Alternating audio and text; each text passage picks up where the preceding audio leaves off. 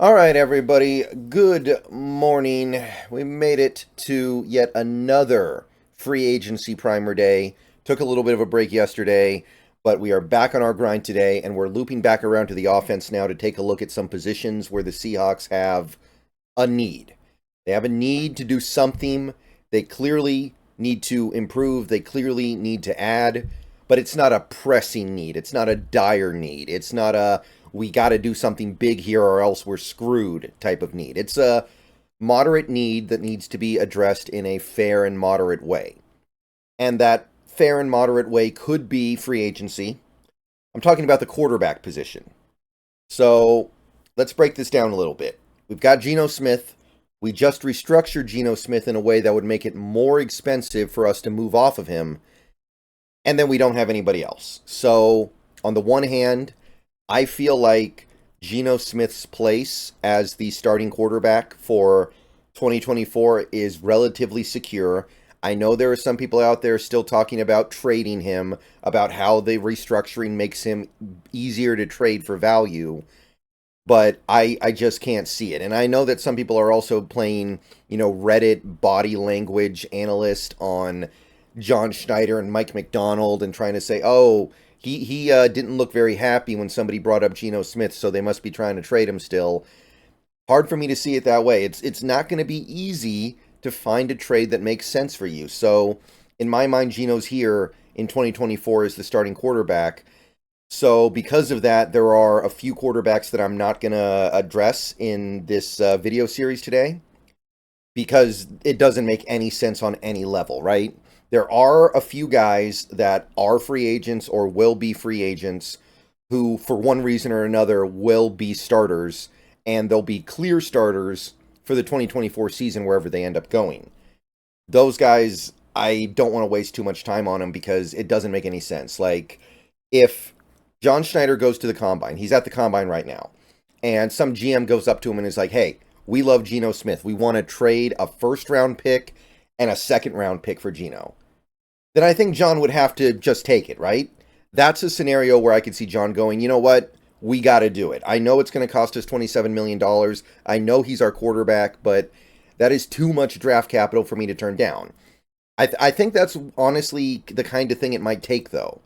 Because, again, you are paying him more money if you trade him against your cap than you do if you keep him. So I think it really would take some over-the-top ridiculous offer like that. I can't imagine an offer like that coming down. I don't even think you're going to get one first-round pick. Doesn't seem like that's out there. So, to me, it can't happen. Now, if it did happen, and the Seahawks turned around and they were like, okay, we traded Geno Smith, but we still want to go all out in 2024. We need another top-flight quarterback. There are some guys that you could get. Kirk Cousins, Baker Mayfield, and that's kind of it right now. Those are the two guys who are definitely going to be starters in 2024 that are going to cost a lot of money that you could go get. But even in that scenario, like Kirk Cousins is 36 or about to be 36 and he just tore his Achilles. Like, you don't know what he's going to be. He was playing awesome last year before he got hurt, but we have no idea what he's going to be in 2024. He might not be ready to play for week one. He might go out there and play week one and play kind of bad for a year. We see that sometimes. These guys come back from Achilles injuries. So, by the way, Kirk Cousins, Spotrac thinks he's going to cost like $40 mil a year. I think it's going to be more like 50. So we probably can't afford him. And even if we could, we probably shouldn't. Baker Mayfield makes a little more sense, but he's still probably going to cost more than Geno Smith does now. And are you really upgrading at the position? I certainly don't think so. I don't think Baker Mayfield is nearly as good as Geno Smith, but I can't imagine a scenario where, maybe I could imagine a scenario where they're both about equally good. In fact, maybe you could say that both guys have a lot in common, but I don't think that's an improvement. It's an improvement in age, I guess, but I really think Baker Mayfield's going to get more money than Geno Smith did too. I think Baker Mayfield's going to get like $35 million a year, maybe 40. It's a quarterback's market right now, guys, so we might not be able to afford that, and even if we could, would we really want to? Do you want to give $40 million a year for 4 years to Baker Mayfield? I know he had a good season last year on a team that wasn't great, and he did do a lot of the heavy lifting to get them to the playoffs, but I just can't make it make sense.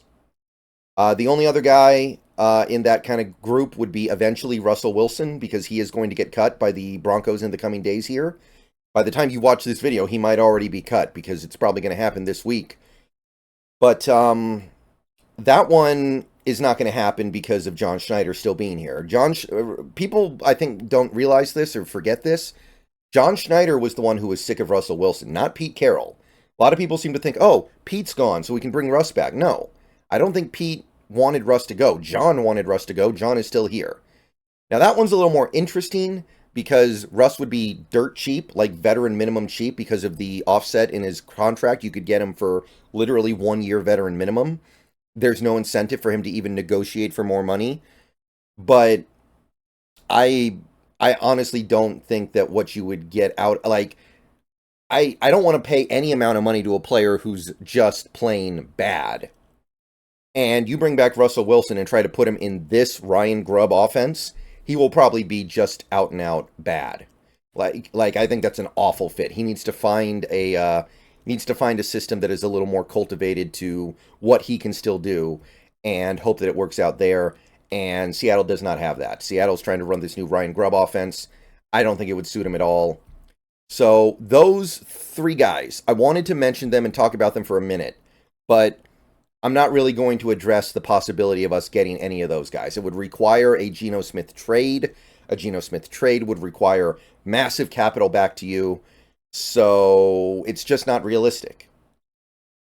And I want to stress this. I understand that people out there are still sitting around waiting for the announcement of the Geno Smith trade, which would open some things up a little bit. If that happens, I'll certainly talk about it. But as of right now, I think thinking about guys like Kirk Cousins, Baker Mayfield, Russell Wilson, guys who will need to be starters wherever they go in 2024, is a waste of time. So this video, we're going to talk about backups with upside. These are guys who should be willing, should be perfectly okay taking a backup role in 2024, but if the starter doesn't work out, there might be a little something there that could be intriguing for the future. Like Drew Lock is kind of in that group, right? You know, some people think that Drew Lock still has starter upside. I kind of don't, but some people do see it that way. We're looking for guys like Drew Lock that you could go get that aren't Drew Lock. So the way I see it, there are two guys in this free agency crop that actually have future starter upside that you could get as a backup now. First guy being Gardner Minshew. And boy, wouldn't the state of Washington, or at least part of it, love it if we could go get Gardner Minshew. So, this guy, I think he did good in 2023. He almost got that Colts team to the playoffs after Richardson went down, had a winning record. His numbers were unspectacular, not as good as like Geno's, but not that far off either. And I look at that Colts team and I see, you know, they got a pretty good offensive line. They got good, decent receivers, but they don't have over-the-top great receivers. They didn't run the ball as well as they have in past years. They didn't have a full year from, God, what's his name? Not Jonathan Stewart. Who am I thinking of? The Colts running back that they gave all that money to. Jonathan something. Whatever. But the point is, it wasn't a great team, and Gardner Minshew did fairly well. It wasn't great, but he managed the games well. He let the games come to him, and he wasn't a reason why they ultimately ended up not making the playoffs, I don't feel like. Pro Bowler, by the way. Not that we're supposed to care about that. Believe me, we shouldn't. But Gardner Minshew played fairly well. PFF wasn't too enamored with it, but they were okay with it. It wasn't terrible. It wasn't awful. So, yeah, Gardner Minshew had a decent season. He just turned 28 last month. So age is definitely something kind of working in his favor here, where his best years should be in front of him or happening right now. And Gardner Minshew is a guy who should still be relatively cheap. I don't know if Spotrac is right here. They have 2 years, $10.8 million, so $5.3 million a year. If that's the case, though, if this is realistic for Gardner Minshew, if you could get him for 2 years, $11 million even, slightly more. Let's call it 2 years, $11 million a year. 2 years, $11 million. So $5.5 million a year. I mean, he's going to be a good backup for you. He knows how to be a backup. He's been a backup for most of his career.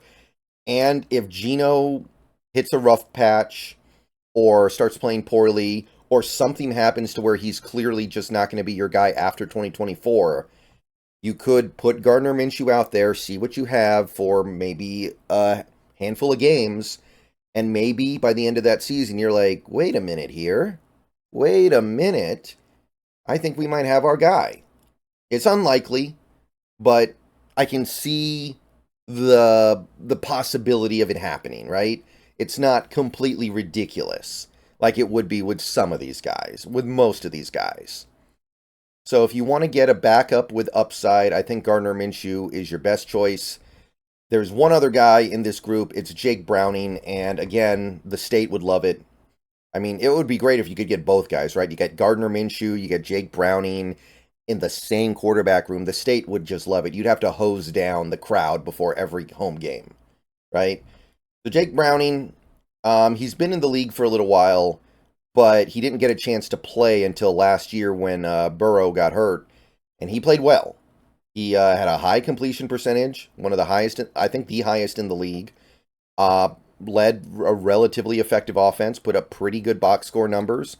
PFF was a big fan, actually. PFF was very impressed with what Browning was able to do.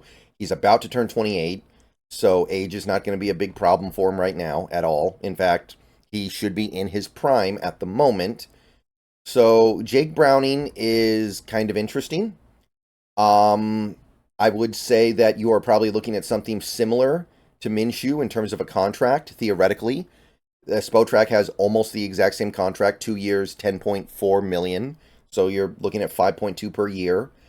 I do wonder if it'll be a little bit more, but I don't think it'll be a lot more because it's not like he played amazing and led the Bengals to the playoffs or anything like that.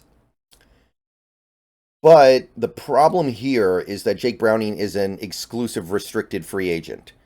So if the Bengals decide they want to slap the tender on him, there isn't a ton that he can do to get out of it. And in some situations, players can go to a team and be like, hey, this is my one chance in my life to get paid. Can you do me a solid? Can you let me go? Or can you like trade me or something like that? And sometimes the team will be willing to work with them. Sometimes they won't. It really just kind of depends. But I could see a situation where Jake Browning is like, hey, guys, can you not hold this over my head? Literally, this is the only chance I'm ever going to have to really get paid because the league is going to forget about me in a year in all likelihood if Burrow plays the full season and I don't get to do anything. And right now I could probably go out there and get like a $10 million plus contract. So please let me do that. Or at the very least, trade me to a team that will give me that contract. And again, Browning has played so little in his career, it is within the realm of possibility there is a little bit of upside there that hasn't been seen. Now, in the case of Browning, I would say he was playing with elite receivers. He's got Chase, he's got Higgins, he's got Boyd, he's got a really, really good set of pass catchers, and that makes life much easier for you as a quarterback. So Jake Browning, you're not going to have better receivers than that anywhere in the league. Maybe in Seattle you could have roughly the equivalent, but I'm not even going that far. I think the Bengals do have the best receivers in football. But I think that there is some reason to believe that Browning could be something more than we've seen so far. And that's really it. Those are the only two guys that I see as like backups with legitimate upside to become decent starters down the line. If that's the path you want to take, you're always better off hitting the draft. But those are the two guys that I would target if you're trying to find somebody to kind of hedge your bet. So future videos, we'll start taking a look at more the purified backups, the more pure stopgap, the more pure game manager types. And we'll see where we land. But let me know what you think about these two. If you have anything to say about what I said earlier about Kirk and Baker and Wilson, go ahead. Yeah, that's the way I'm seeing it right now. And next video, we'll take a look at some of the pure backups.